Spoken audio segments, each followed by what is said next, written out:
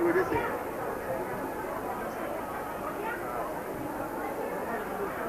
माँ की वजह से उनका ये हमने कहा आपकी माँ है बोले आप आजी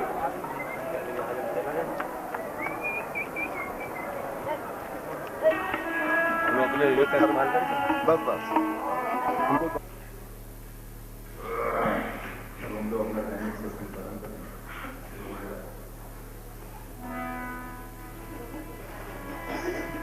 सद्गुरु भगवान श्री तत्र केदारूपे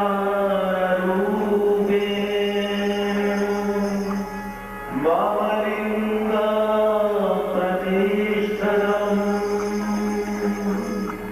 केदार दर्शनात् स्पर्शात् दर्शनात् भक्तिभावः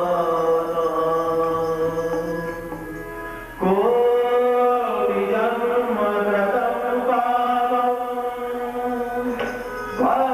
भस्मीभवति तत्क्षणात् कलामात्रेण तिष्ठामि तत्क्षेत्रे विशेषतः रचित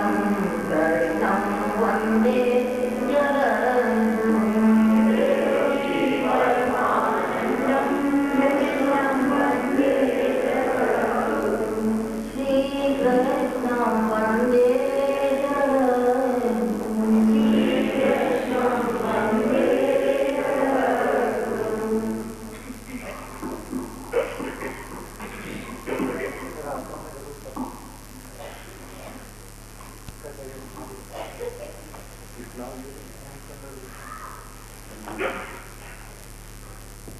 मैं आज का विषय है भगवान की और उसका संकट से छूटना, गज और गाय का पूर्व चरित्र तथा उनका उद्धार, समुद्र मंथन की कथा, लक्ष्मी जी का प्रकट, अमृत का प्रकट होना और मोहिनी अवतार, अमृत वितरण एवं देव दानव युद्ध, मोहिनी रूप देकर महादेव जी का मोहित होना, सप्तम मनवंतर के वामन भगवान की कथा का प्रारंभ, तुम राजा बन की स्वर्ग कश्यप जी के द्वारा आदित्य को पयोव्रत का उपदेश, प्रथम पाली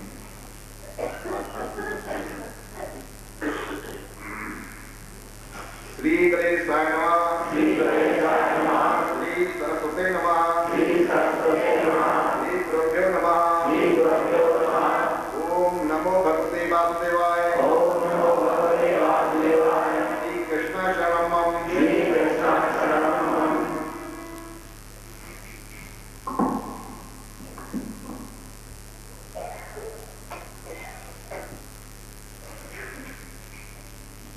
जब जेब में पैसा भी ना हो तब ज्ञान जागृत होता है। जब तक जेब में पैसा है तब तक ज्ञान जागृत करिए। जो लोग ये चाहते हैं कि हमको ज्ञान, अपने स्वरूप का ज्ञान हो जाए, उनको धन से आसक्ति छोड़नी ही पड़ेगी। धन छोड़ने की जरूरत नहीं है, बल्कि धन की आसक्ति छोड़ने की जरूरत है। वही ईश्वर की शरण में आता है। निर्बल का बदनाम है। द्रौपदी ने जब तक साड़ी का अंचल पकड़ रखा तब तक श्री कृष्ण नहीं आए। ईश्वर सबको प्रेम चाहते हैं। जीव ईश्वर को थोड़ा प्रेम देता है, अतः ईश्वर मदद नहीं करते। जीव ईश्वर को थोड़ा प्रेम देते हैं, बाकी समाज में तो जगह देते हैं, माँ है, पत्नी है, बच्चे हैं। इसलिए भगवान दौड़ के नहीं आते। अगर पूर्ण प्रेम देंगे तो दौड़ के आएंगे। गजेंद्र निराधार हो गया, उसको यकीन हो गया कि अब मेरा कोई नहीं। जीव जब सुख से व्याकुल होता है तब परमात्मा को आवाज देता है। हर रोज गजेंद्र मूर्ख का पाठ करना जरूरी है। घर में जो हमारे बुजुर्ग होते हैं, जब बीमार पड़ जाते हैं तो अधिक दिन बीमार रहेंगे तो सब ऐसी इच्छा करेंगे कि अब ये मर जाए तो अच्छा। देखिए हमारी सत्संग में बूढ़ी माता के साथ क्या हो रहा है। लड़की अभी तक नहीं आई, बार बार सूचना देने के बाद भी नहीं आता है।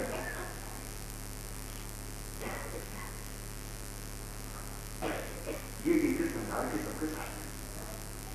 बेटा छुट्टी लेकर आया और बुढ़े की बीमारी बढ़ती जाए तो वो कहेगा मैं जा रहा हूं, मेरी छुट्टी खत्म हुई, बुढ़े को कुछ हो जाए तो खबर देना। सबके साथ ही स्थिति है। इसमें कोई खास बात नहीं। बात यह है कि हम इतना ज्यादा मोह से पीड़ित हैं और उसकी वजह से जो रक्षक है उसको प्रेम नहीं दे पाते। जीव जब मृत्यु सैया पर अकेला होता है तब उसकी हालत गजेंद्र जैसी होती है। अंतकाल में जीव को ज्ञान होता है, परंतु तब तक वो ज्ञान उसके कुछ काम नहीं आता। मनुष्य घबराता है और सोचता है कि मैंने मरने की कोई तैयारी नहीं की, अब मेरा क्या होगा। जहां जाकर वापस आना होता है ऐसे सफर के लिए जो मनुष्य बहुत तैयारी करता है, परंतु जहां जाकर वापस लौटना नहीं होता ऐसे सफर के लिए वो कुछ भी तैयारी नहीं करता। परमात्मा को राजी करोगे तो तुम्हारा बेड़ा पार होगा। एक गजेंद्र पशु है, पशु होकर भी वो परमात्मा को आवाज देता है, परंतु मनुष्य तो मृत्यु सैया पर पड़कर भी हाय हाय करता है। हाय हाय करने से अब क्या होगा। जीवन भर हरि हरि नहीं किया तो अंत में हाय हाय करना ही पड़ेगा। जिस किसी ने व्यक्ति ने अपने पूरे जीवन काल में हरि हरि का जाप नहीं किया तो उसको अंत में हाय हाय करना ही पड़ेगा। दूसरा कोई रास्ता नहीं, कोई विकल्प नहीं। गजेंद्र जब अकेला हो गया तो उसको यकीन हो गया कि अब ईश्वर के सिवा मेरा कोई नहीं। ईश्वर के आधार के बिना जीव निराधार है। अंत में सब छोड़कर चले जाते हैं। जिनके पास सारे जीवन का भोग दिया वही भी छोड़कर चले जाते हैं। अंतकाल में जो पछताता है, हाय हाय करके उसकी जान जाती है। अंतकाल में हाय हाय करके हृदय जलाना नहीं चाहते तो अभी से हरि का नाम लेना शुरू कर दो। आज से श्री हरि का स्मरण करोगे तो अंतकाल में श्री हरि याद आएंगे।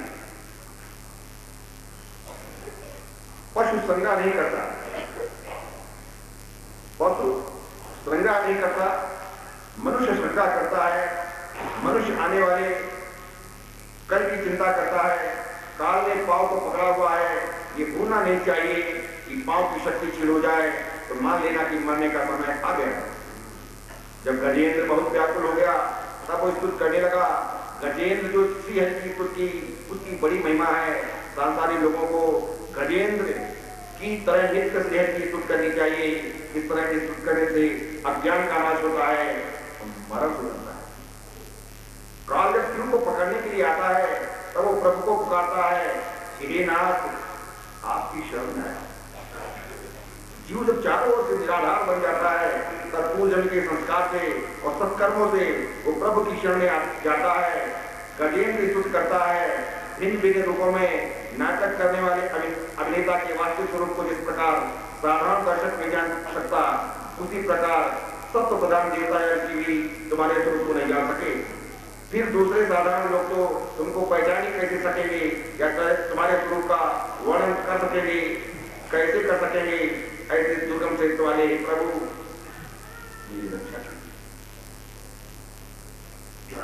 पशु तुल्य अविद्याग्रस्त जीव की अविद्या रूप फांसी को सदा के लिए काटने वाले, अत्यंत दयालु दया करने में कभी भी देरी न करने वाले, नित्य मुक्त प्रभु की शरण में आया हुआ मैं वंदन करता हूं। अपने अंत से सर्व जीवों के मन में तुम अंतर्यामी रूप से प्रकट हो रहे हो। सबके नियंता और अनंत ऐसी आपकी मैं वंदना करता हूं। मासिक प्रपन्न पशुपाद विमोक्षणाय मैं पशु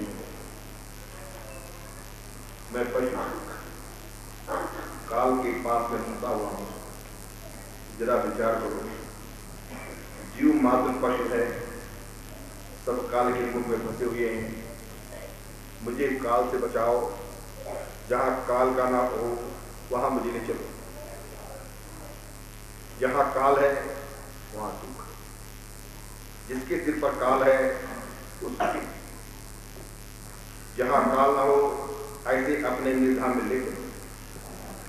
जो लोग शरीर, पुत्र, मित्र, घर, संपत्ति और स्वजनों में आसक्त हैं, उनको तुम्हारी प्राप्ति होनी अवश्य है। गजेंद्र भगवान से प्रार्थना कर रहा और कहता है कि जो लोग शरीर, पुत्र, मित्र, घर, संपत्ति और स्वजनों में आसक्त हैं, उनको तुम्हारी प्राप्ति होनी अवश्य है। जो कि तुम स्वयं गुणों की आसक्ति से रहित हो। जीवन मुक्त पुरुष अपने हृदय में तुम्हारा निरंतर चिंतन करते हैं। सर्व ज्ञान स्वरूप, सर्व समस्त परमात्मा को नमस्कार।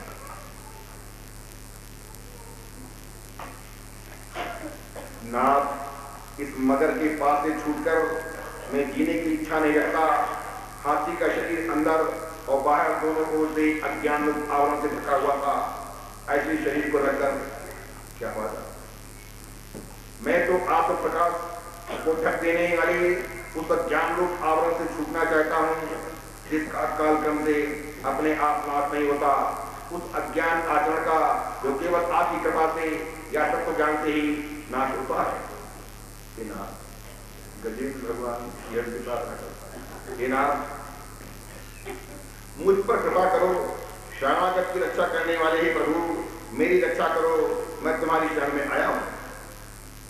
गजेंद्र इस तरह दुख से आग होकर स्तुति करता है। बड़े बड़े महात्मा गजेंद्र मोक्ष का पाठ करते हैं। जब काल पकड़ता है तो जीव भय से व्याकुल होकर कैसा घबराता है, ऐसा सोचकर गजेंद्र जैसे आग होकर के गजेंद्र मोक्ष का पाठ करोगे। इस स्तुति की एक एक श्लोक में दिव्य तेज भरा हुआ है। इस स्तुति का पाठ नित्य करोगे तो अंतकाल में परमात्मा लेने के लिए अवश्य है। प्रातः काल में पवित्र होकर जो भी व्यक्ति भगवान की गजेंद्र की स्तुति का पाठ करेगा उसकी बुद्धि अंतकाल में निर्मल हो जाएगी, उसे अंतकाल में भी श्री हरि का स्मरण रहेगा। इस स्तुति का पाठ मनुष्य को संकट से मुक्त कराता है। ये स्तुति दुष्ट स्वप्न के फल का नाश करती है। इस स्तुति का पाठ करने वाले को बुरे सपने नहीं सताते। ये जीव अंतकाल में घबराता है, जब वो चेतनहीन हो जाता है तब यमदूत उन्हें बाहर निकालते हैं। अंतकाल में जीव अत्यंत दुखी होता है। ऐसे समय में ईश्वर का स्मरण हो सकना, ईश्वर की कृपा हो तभी उनका स्मरण हो सकता है। अतः हो सके तो प्रतिदिन गजेंद्र की स्तुति का पाठ करो, हो सके तो मत्स्यावतार का भी पाठ करो, मध्य रात्रि को रास पंचाध्यायी का पाठ करो। ऐसा करने से कृपा से काम उसे नहीं होता है। देखिए क्या क्या करना चाहिए।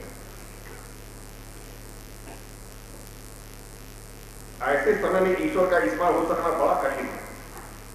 ईश्वर की कृपा हो तभी उनका स्मरण हो सकता है। अतः हो सके तो प्रतिदिन गजेंद्र की स्तुति का पाठ करो, हो सके तो मत्स्यावतार का भी पाठ करो, मध्य रात्रि को रास पंचाध्यायी का पाठ करो। ऐसा करने से कृपा से काम उसे नहीं सताएंगे। गजेंद्र प्रार्थना कर रहा है, अब तो मुझे अविनाशी जी का शरीर चाहिए। यमुना महारानी की कृपा से अलौकिक शरीर के नूतन तत्व का दान मिलता है। देखिए यमुना महारानी की कितनी कृपा है। यमुना महारानी की कृपा से अलौकिक शरीर के नूतन तत्व का दान मिलता है। नाथ कृपा करके मुझे अव्यय अविनाशी तेजोमयी शरीर दीजिए। नाथ आप शीघ्र पधारें। हे गोविंद, हे नारायण, मैं दीन हुआ हूं, काल के मुझसे मुझे मुक्ति दें। जब उस गजराज को बचाने के लिए ब्रह्मा आज कोई भी देवता ना आए तो परमात्मा को चिंता हुई। परमात्मा को चिंता हुई। स्वयं दौड़ते हुए द्वारिकानाथ निराधार के आधार हैं। अंतकाल में याद करने पर भी वे दौड़ते हुए आते हैं। गजेंद्र ने भगवान को आते हुए दिखा तो उसने सरोवर में एक कमल का फूल लेकर भगवान को अर्पित किया। तुलसी और कमल परमात्मा को अप्रिय है। परमात्मा के नाम से कमल उत्पन्न हुआ है। कमल ब्रह्मा का सर्जन नहीं, कमल ब्रह्मा का सर्जन नहीं। भगवान ने उस कमल के फूल को स्वीकार किया और अपने सुदर्शन चक्र से मगरमच्छ का वध किया। ज्ञान चक्र से ही काल का नाश हो सकता है। काल का नाश नहीं कर सकता। ज्ञान चक्र से ही काल का नाश होगा। ऐसा ज्ञान होना चाहिए कि समय भगवान दिखाई दें, जिसे ब्रह्म दृष्टि प्राप्त होती है वो सभी स्थान और वक्त में परम ही दर्शन करता है। ब्रह्म ज्ञानी को संसार में कहीं करीब भी जाएंगे, किंतु सुखदेव जी ब्रह्म दृष्टि वाले बहुत अल्प ही मिलेंगे। ऐसे ज्ञानी के लिए संसार बाधक नहीं है। ब्रह्म दृष्टि प्राप्त है उसके लिए संसार बाधक नहीं। बाकी लोग तो फिसल जाते हैं, गिर जाते हैं, भटक जाते हैं, भूल जाते हैं। अज्ञानी के लिए संसार बाधक है, ज्ञानी को नहीं। ज्ञानी के लिए जगत जगत नहीं है। मनुष्य को ज्ञान की पकड़ से छूटना है। मनुष्य को ज्ञानी की पकड़ से छूटना है। भगवान ने स्वतंत्र चक्र से मगरमच्छ की हत्या की थी, अर्थात सुदर्शन भगवान के दर्शन से काल की हत्या होगी। सर्व में भगवत दर्शन इस दर्शन है। सर्व में भगवत दर्शन इस दर्शन है। जब काल पकड़ता है तो उसकी पकड़ने से काल के विकाल भगवान ही छुड़ा सकते हैं। सुदर्शन से काल रूपी मगरमच्छ का नाश हुआ। इसका अर्थ यही है कि तुम्हारी दृष्टि जब सुदर्शन अर्थात सभी ने प्रभु का दर्शन करने वाली होगी तभी तुम काल के मुख से मुक्त हो। तुम भी जब काल को जीत लोगे तो ऐसे ज्ञानी पुरुष का काल क्या बिगाड़ सकता है, जिसके हृदय में सर्व के प्रति भगवत भाव जागृत हुआ है, वो काल के मुख से मुक्त हो जाए। सर्व श्री कृष्ण का दर्शन करते करते उनको अपने में ही श्री कृष्ण का ही दर्शन होने लगता है। अपने स्वरूप में श्री कृष्ण का दर्शन करोगे तो काल तुम्हें आ नहीं सकेगा। शरण में आए हुए गजेंद्र का जिस प्रकार उद्धार किया, उसी प्रकार शरण में जाने से सभी जीव का तो उद्धार करते हैं। वो गजेंद्र अपने पूर्वजन्म में इंद्रधुम्न नाम का राजा था। वो ध्यान में बैठा हुआ था कि वहां अगस्त मुनि आए। राजा ने उठकर उनका स्वागत नहीं किया। मुनि को यह व्यवहार अपमानजनक लगा। भगवान से भी अधिक उनके भक्त का सम्मान किया जाए। राम से अधिक राम का दाता, राम से अधिक राम का दाता, मोरे मन का विश्वासा और राम से अधिक राम का दाता। भगवान से भी अधिक उनके भक्त का सम्मान किया जाए। जो ऐसा नहीं कर पाएंगे वो प्रभु का दर्शन भी कभी नहीं पा पाएंगे। पत्थर की मूर्ति के पर स्वभाव रखने से वो चेतन नहीं होती है, तो चेतन के पर स्वभाव रखने से ईश्वर की प्राप्ति क्यों न होगी। अगर मुनि को बुरा लगा तो उन्होंने श्राप दिया, क्योंकि मेरे आने पर भी तू चरसा ही बैठा रहा, अतः अगले जन्म में तुझे पशु का जड़ अवतार प्राप्त होगा। के पास जाने से ऐसा नहीं कि लाभ ही लाभ मिलता है। अगर थोड़ी सी गलती हो जाए, थोड़ी सी क्षति हो जाए तो नुकसान हो सकता है। इसलिए बहुत समझ के जाना चाहिए। जाना तो चाहिए, ऐसा नहीं कोई किसी काल में जहाँ अग्नि जल रही है कोई उसका लाभ नहीं उठाता। सभी लोग लाभ उठाने का प्रयास करते हैं। अगर शीतकाल है और अग्नि का प्रज्वलन हो रहा है तो सभी लोग लाभ उठाने का प्रयास करते हैं शीत निवारण के लिए। उसी प्रकार से संसार और संसार के बाद परलोक में कल्याण के लिए साधुओं के पास जाने की आवश्यकता अवश्य है, लेकिन बहुत समझ जाने का।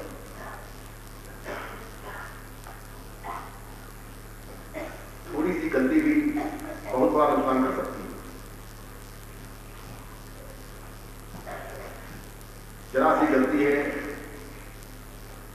और इतना बड़ा श्राप उनको दे दिया गया कि तुझे पशु का जड़ अवतार प्राप्त होगा।